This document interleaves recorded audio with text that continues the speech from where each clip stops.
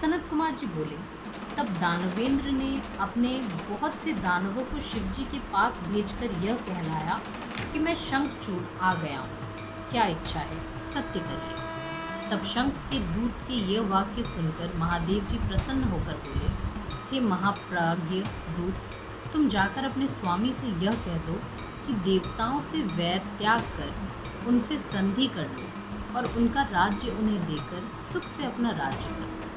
प्राणियों का विरोध बुरा होता है। तुम शुद्ध कर्मा कश्यप की संतान होकर ऐसा क्यों करते हो? जब शिवजी ने इस प्रकार श्रुति समृद्धि के सिद्धांत की बहुत सी बातें कहकर उस दूत को समझाया तो तर्क का ज्ञाता हुआ दूत भविष्य वक्ता से मोहित हो नम्रता पूर्वक शिवजी से बोला, हे देवदेव, यह आपने जो कुछ कहा है वह सब सत्य है, परंतु मेरा भी निवेदन सुनिए। सारे दोष असुरों में ही नहीं है, देवताओं में भी है। आप देवताओं का ही पक्ष कर उनका ही कल्याण क्यों करते हैं? बलि का सर्वस्व हरण कर उसे पाताल क्यों भेजा? भाई सहित हिरण्याक्ष को देवताओं ने कैसे मारा और शुंभादि दैत्य कैसे मारे गए? समुद्र मंथन से निकले अमृत को देवताओं ने ही क्यों पान किया? आपको हमसे विरोध नहीं करना चाहिए, क्योंकि आप सुर असुर सबके ईश्वर हैं।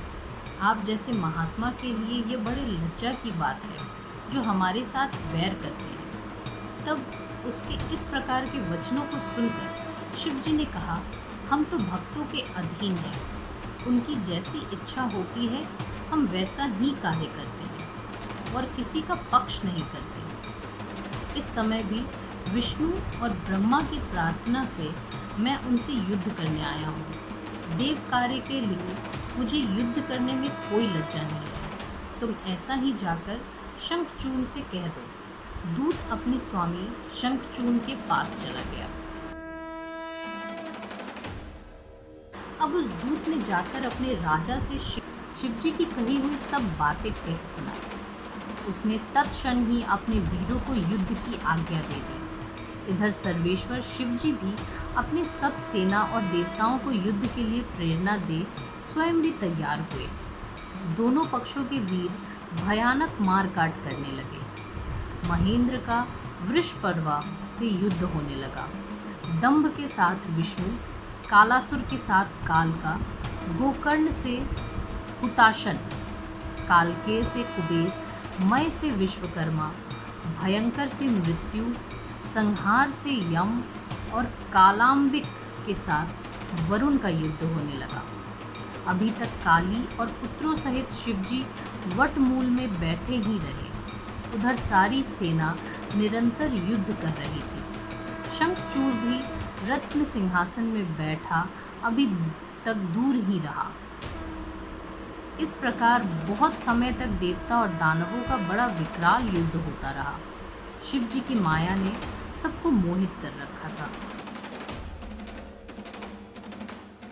सनत कुमार जी बोले, अब सब देवता दानवों से पराजित हो इधर उधर भागने लगे। बहुत से भागकर शंकर जी की शरण में गए और युद्ध का सब वृत्तांत कहा। यह सुन भगवान शंकर कुपित हो स्वयं युद्ध करने चले। उन्होंने पहुंचते ही सैकड़ों अक्षोहिणी का नाश कर दिया।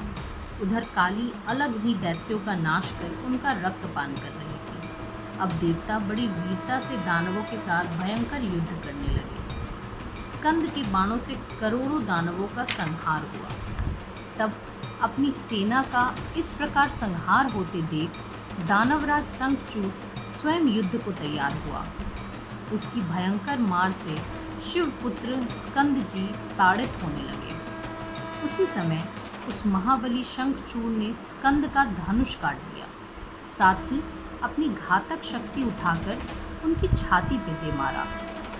उसके प्रहार से स्कंद जी को क्षण भर के लिए मूर्छा हो गई। पश्चात मूर्छा से उठकर स्कंद जी ने एक ऐसी विष बुझी शक्ति उठाकर जो उसे मारी, तो उसके प्रहार से शंखचूड़ पृथ्वी पर गिर पड़ा और बहुत काल तक मूर्छित रहा। पश्चात उठकर उसने भी कार्तिकेय पर अपनी शक्ति का प्रहार किया, जिसके लगने से वे भी मूर्छित हो पृथ्वी पर पड़े रहे। इस प्रकार उन्होंने ब्रह्म वाक्य को प्रमाणित किया। काली उन्हें अपने गोद में उठाकर शिवजी के पास आई। शिवजी ने उन्हें जीवित कर दिया। वे उठकर फिर युद्ध की ओर चले।